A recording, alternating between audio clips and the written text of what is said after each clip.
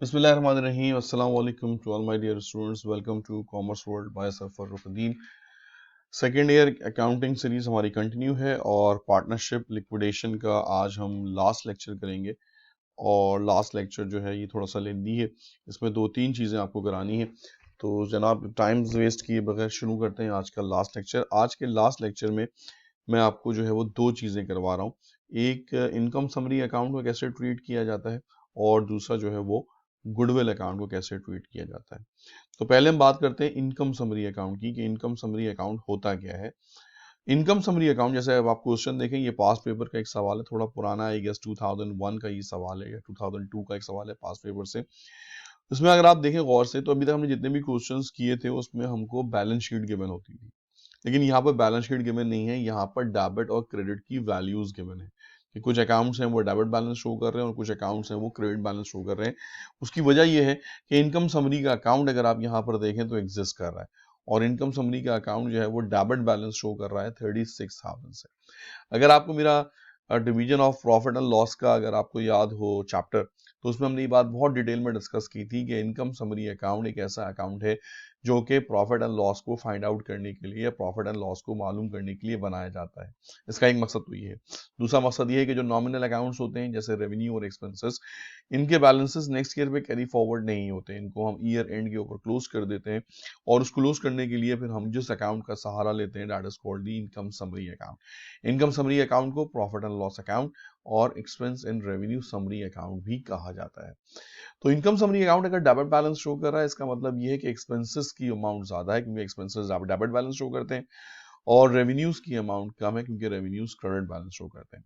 अब आप ये बात बचपन से पढ़ते हुए आ रहे हैं कि अगर रेवेन्यूज कम है और एक्सपेंसेस ज्यादा है तो डेफिनेटली कंपनी को जो है वो लॉस हो रहा होगा। तो हम यहाँ पर ये बात कह सकते हैं कि इस कंपनी के एक्सपेंसेस 36,000 से ज्यादा है as compare to the revenues. तो अल्टीमेटली जब ये हुआ तो फिर इनकम समरी अकाउंट जो है वो डेबिट बैलेंस में आ गया और इसने डेबिट बैलेंस शो करना शुरू कर दिया। अब आपने सबसे पहले क्या करना है कि जब आप लिक्विडेशन प्रोसेस कर रहे होते हैं तो सबसे पहले आप एसेट्स को रियलाइज करते हैं, लेकिन अब एसेट्स की रियलाइजेशन से पहले भी एक काम होगा और वो ये होगा कि जो अभी तक अनडिस्ट्रीब्यूटेड लॉस है, जो अभी तक पार्टनर्स में लॉस, इस साल का जो ऑपरेटिंग लॉस है जो बिजनेस के ऑपरेशन से आपको मिला है, वो इनकम समरी अकाउंट में रिप्रेजेंट कर रही है। तो अभी आपको बाकी अकाउंट्स को क्लोज करने से पहले सबसे पहले आपको इनकम समरी का लॉस जो है वो डिस्ट्रीब्यूट करना पड़ेगा। इनकम समरी लॉस में है तो डेफिनेटली लॉस का इफेक्ट कैपिटल के ऊपर नेगेटिव होता है।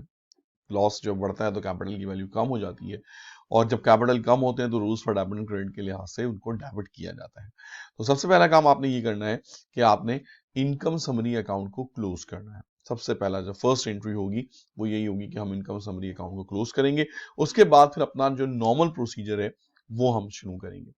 जैसे अगर आप यहां पर देखें, ABC A, B and C share profit and loss in the ratio of 1:2:3, 1:2:3 का जो है वो रेशियो है आपके पास, that is 1:2:3. They decide to liquidate the partnership on December 31st. The machinery was sold for 140. Machinery की जो आपकी selling price दे दी है दैट इज 140। ओरिजिनल अमाउंट अगर आप देखें तो वो है 120। 120 की मशीन को आपने 140 में सेल किया तो अब आप अंदाजा लगा सकते हैं कि आपको उसके ऊपर 18,000 का जो है वो गेन हो रहा होगा। Similarly, and the creditors were paid of in full settlement rupees 34,000। अगर आप क्रेडिटर्स की अमाउंट देखें तो क्रेडिटर्स की अमाउंट थी 40,000 के क्रेडिटर्स को आपने 34 में जो है वो सेल किया, यानी कि पेमेंट कर दी, खत्म कर दिया, तो आपको यहाँ पर भी 6,000 का गेन हो गया। तो 18,000 का गेन आपके पास है मशीनरी से और 6,000 का गेन है आपके पास जो है वो लाइबिलिटी से। तो 18 प्लस 6 टोटल गेन आपके पास जो हो रहा है वो 24 हो रहा है और इसी तरह से जो लॉस है वो 36 है। तो ओवरऑल जो आपको नेट लॉस हो रहा है वो तकरीबन 12,000 के करीब हो रहा है। लेकिन आप इसको सॉल्व कैसे करेंगे, आइए आपको पहले मैं इसके स्टेप बताता हूँ। सबसे पहले आप करेंगे close income summary account, realisation करेंगे मशीन की, रियलाइजेशन करेंगे अकाउंट्स पेबल की, फिर क्लोज करेंगे realisation account, solvent instalment check करेंगे कि अगर है नहीं है जो भी है तो वो फिर अल्टीमेटली ये सारा नेसेसरी पार्ट होता है लिक्विडेशन के लिए कि आप चेक जरूर करते हैं कि कोई पार्टनर डेफिशिएंसी में तो नहीं जा रहा, क्योंकि लॉस और प्रॉफिट जब मिल रहे होते हैं तो इसमें अमूमन ऐसा केस होता है। पेमेंट करेंगे आप रिमेनिंग पार्टनर्स को, तो आपके पास जो है वो ये सवाल इन 6 एंट्रीज के अंदर, और हो सकता है 5 एंट्रीज के अंदर जो है वो कंप्लीट हो जाए। तो जनाब शुरू करते हैं। सबसे पहले आपको मैं इनकम समरी अकाउंट क्लोज करवाता हूँ। इनकम समरी अकाउंट 36,000 का डेबिट बैलेंस शो कर रहा था, जिसको क्लोज करने के लिए आप क्रेडिट करेंगे और कैपिटल अकाउंट्स को डेबिट किया जाएगा। रेशियो गिवन था 1:2:3।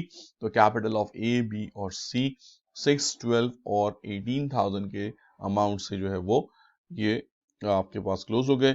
ये अमाउंट जो है आपके पास दिस वन इज 36, ठीक है। तो 36,000 का ये लॉस है। तो जब आपने इसको डिवाइड कर दिया तीनों पार्टनर में 1:2:3 के रेशियो से, दैट विल बी 6,000, 12,000 एंड 18,000, और आप क्लोज कर देंगे अपना income summary account, that is 36,000। इसके बाद जो मैं आपको सॉल्व करवाऊंगा वो गुडविल का होगा। गुडविल में भी इसकी तरह से जो पहली एंट्री बनेगी वो गुडविल को जो है वो राइट ऑफ करना होगा, खत्म करना होगा, तभी हम आगे बढ़ सकते हैं। ओके जी, उसके बाद आते हैं जनाब अपनी रिलाइजेशंस की तरफ। मशीनरी को रिलाइज करेंगे। 122 की मशीनरी आपके पास जो थी वो रिलाइज हुई थी 140 में। तो कैश आपके पास आ गया 140, क्योंकि गेन हो रहा है तो गेन हो गया आपके पास रिलाइजेशन में 18,000, और मशीनरी आपके पास से सेल हो गई, that is the book value of 122,000। Realisation करेंगे अकाउंट्स पेबल की। अकाउंट्स पेबल हमारे पास है 40। कैश हमने जो पे किया था वो हमने किया था 34, तो इसकी वजह से हमारे पास रियलाइजेशन आ जाएगी 6,000 की। सीक्वेंस को फॉलो करना मस्ट है, लाजमी याद रखिएगा कि एक स्टेप बाय स्टेप प्रोसेस होता है। तो अगर आपने सपोज कर लें 1 मिनट के लिए कि आपने एसेट सेल नहीं किया और आप लायबिलिटी पे करने चले गए, तो समटाइम ऐसा होता है कि हमारे पास बैलेंस शीट में इतना कैश ही नहीं होता। जैसे अगर आप यहां पर देखें, let's suppose this one, we have only cash of 20,000, और आपकी लायबिलिटी जो आप पे कर रहे हैं वो 34 की कर रहे हैं। तो ये बात कॉन्सेप्ट ही नहीं बनता कि जनाब आप लायबिलिटी पहले पे कर दें और अमाउंट जो है वो बाद में पे करें। हालांकि दोनों की डेट सेम है, लेकिन फिर भी एक कॉन्सेप्ट यही है कि डेफिनेटली लायबिलिटी जब उस वक्त तक पे नहीं हो सकती जब तक कि हमारे पास कैश अवेलेबल ना हो। तो यहाँ पर 140 का कैश आया, तभी वो लायबिलिटी जो है वो 34,000 की हम पे कर सकते हैं, इससे पहले हम पे नहीं कर सकते। तो इसलिए ये बात ध्यान में रखना जरूरी है कि जो सीक्वेंस है वो प्रॉपर तरीके से मैनेज हो। सबसे पहले आप एसेट सेल करें, उसके बाद आप लायबिलिटीज की तरफ आए, फिर आप कैपिटल की तरफ जाएं। तो यहां तक आते आते हमारे एसेट्स और लायबिलिटीज की जो रियलाइजेशन थी ये हमने जो है वो कंप्लीट कर ली है, मुकम्मल कर ली है। नाउ अब हम इसको क्लोज करेंगे। अगर आप देखें यहाँ पर तो 18,000 का आपको यहाँ पर गेन हो रहा है और 6,000 का आपको यहाँ पे गेन हो रहा है। तो 18 + 6 टोटल बिकम 24। 24 का गेन हम क्लोज कर रहे हैं। जब गेन होता है तो डेफिनेटली कैपिटल में इंक्रीज होता है। कैपिटल जब इंक्रीज होते हैं तो it must be recorded on credit side, और रियलाइजेशन अकाउंट क्लोज करना है। रियलाइजेशन अकाउंट अभी क्रेडिट बैलेंस शो कर रहा है, तो उसको डेफिनेटली डेबिट कर दिया जाएगा। तो यहां पर हमने रियलाइजेशन अकाउंट को डेबिट किया और तीनों के कैपिटल अकाउंट को हमने क्रेडिट कर दिया। 1:2:3 के रेशो से 24,000 का जो लॉस गेन था ये हमने क्लोज कर दिया, दैट इज 4,000, 8,000 एंड 12,000। अब मैं आपको यहाँ पे इसकी क्लोजिंग का प्रोसेस बताता हूँ, फाइनल सेटलमेंट का। फाइनल सेटलमेंट को देखने के लिए हमें पहले दोबारा जाना पड़ेगा बैलेंस शीट में। बैलेंस शीट में अगर हम जाते हैं तो यहाँ पर हमको 2-3 चीजें देखनी है। पहली बात तो ये देखनी कि कैपिटल्स कितने कितने हैं। Capital of A is 40, capital of B is capital of A is 80, capital of B is 40 and capital of C is 18। अब जब हमने यहाँ पर इनके कैपिटल देख लिए तो हम पहली एंट्री में अगर आएंगे तो 80,000 को ध्यान में रखिएगा। 80,000 में सबसे पहले 6,000 का इसको लॉस हुआ, इनकम समरी की वजह से इसको 6,000 का लॉस हुआ। तो 80 - 6 दैट बिकम्स 74। और जब हम अगली एंट्री में आएंगे जब जहां पर हम इसका लॉस गेन ट्रांसफर कर रहे थे तो दैट इज 4,000। इसका मतलब 4,000 का इसको गेन हुआ। तो 74 + 4 दैट इज इक्वल्स टू 78। इसका मतलब कि इसको हमने जो पेमेंट करनी है, फाइनल सेटलमेंट करनी है कैपिटल ऑफ ए को, that is 78,000। Same process goes to B. 40,000 - 12,000 + 8,000 that become 36, and that is the same for C। 18,000 - 18,000 + 12,000 that is equals to जो भी है 12,000। अब आपने इसको कैश के थ्रू पे करना है। यहाँ पे थोड़ा सा ये गलती हो गई है, there is a pointer, ये इनकम समरी नहीं है यहाँ पे, ये ऊपर से कॉपी पेस्ट करने में गलती हो गई। तो यहाँ पर डेफिनेटली आप जो पेमेंट कर रहे होंगे वो आप in the form of cash कर रहे होंगे, और ये जो कैश की अमाउंट होगी दैट इज 1,26,000। अब हम जरा देखते हैं कि क्या हमारे पास 1,26,000 का कैश अवेलेबल भी है या नहीं है। ओरिजिनल कैश अगर आपको याद हो बैलेंस शीट में, तो ओरिजिनल कैश था हमारे पास 20,000। 20,000 में से यहाँ जो आपको कैश मिला दैट इज 140। तो 20 प्लस 140 ये हो गया आपके पास 160, और 160 में से जो आपने लाइबिलिटी पे की थी, तो उसमें आपने जो कैश पे किया था ये आपने पे किया था 34। It means that 150 minus 34 that is equals to 126। तो ये आपके पास जो है वो कंप्लीट जो है वो आपके पास वैल्यूज जो है वो तैयार हो गई, और इस तरह से आपका जो क्वेश्चन था ये कंप्लीट हुआ आपके पास।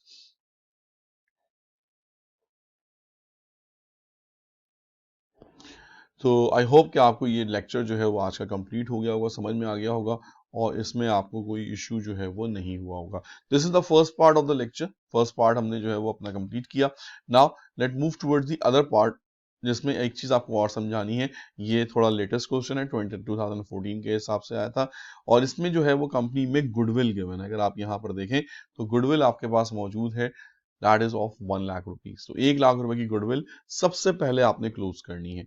रेशो आपको दिया हुआ 2:2:1, बाकी आपने कहा वैसे ही करना है। सबसे पहले क्लोज करनी गुडविल अकाउंट, लाइजेशन देखनी है, क्लोज करना है, डेफिशिएंसी अगर कोई है सॉल्वेंट इंस्टॉलमेंट की वो मीट करनी है, लायबिलिटी पे करनी है, और फिर उसके बाद सेटलमेंट ऑफ पार्टनर्स करना है। उसके बाद एक आपको होमवर्क में दिया था क्वेश्चन 2026। अब आपको यहाँ पर एक सवाल मैंने दिया है जिसको हम क्विज मैंने अपने स्टूडेंट्स का लिया था। इसमें एक कंप्लीट स्टूडेंट बनाया था आप लोगों का। आप लोग भी इसको सॉल्व करें, इसको देखें, और इसमें जो भी आपका क्विज है जैसे पढ़ देता हूँ सवाल में। Balance sheet data of partnership form of Sajid, Tariq and Usman on December 31st, 2021 is given as under they share profit and loss in the ratio of 3:2:5। बहुत सारी चीजें दी हुई हैं। On this date they liquidate the firm, account receivable realise at 30। Original account receivable is 40 की चीज 30 में आ जाएगी, टोटल आपके पास आ जाएगा 10,000 का loss. Inventory realise at 3 lakh, original inventory is 260, तो 40,000 का gain. Other assets were taken over by Sajid and agreed value of 150, 350 के एसेट्स उसने 150 में ले लिए। Accounts payable were realise at 140, accounts payable 150 थे तो 140 में सेल हुए। All partners are instalment and can not able to meet their deficiencies if any. अगर एक इंस्टॉलमेंट, अगर एक नेगेटिव होगा तो वो भी इंस्टॉलमेंट है, दो नेगेटिव है तो वो दोनों भी इंस्टॉलमेंट है। तीनों इंस्टॉलमेंट नहीं हो सकते, वरना फिर वो बैंकरप्सी का केस बन जाता है, वो डिफरेंट हो जाएगा। तो एक का सॉल्वेंट होना मस्ट है। आपने कहा जनाब प्रिपेयर करें जर्नल एंट्रीज और T account of cash and capital of Usman only. तो ये हमारे पास जो है वो उसका क्वेश्चन है। इसका आंसर मैं आपके साथ जो है वो जब आप लोग इसको सॉल्व कर लेंगे तो मैं आपके साथ इसका आंसर शेयर करूंगा। अभी तो फिलहाल नहीं कर रहा, जल्दी जल्दी आगे बढ़ रहा हूँ। तो that will be the end of the today's class, और ना सिर्फ टुडेज क्लास बल्कि today's lecture, so today's chapter. तो ये चैप्टर हमारा जो है वो आज के लिक्विडेशन खत्म हुआ। कल से इंशाल्लाह जो इसका जो 5वां चैप्टर है और बड़ा इंपॉर्टेंट चैप्टर है, दैट इज पार्टनरशिप एडमिशन। तो कल से इंशाल्लाह जो है वो हम एडमिशन के जो लेक्चर्स हैं वो स्टार्ट करेंगे, एंड देन उसके बाद depreciation, single entry, non profit और कंपनी अकाउंट्स।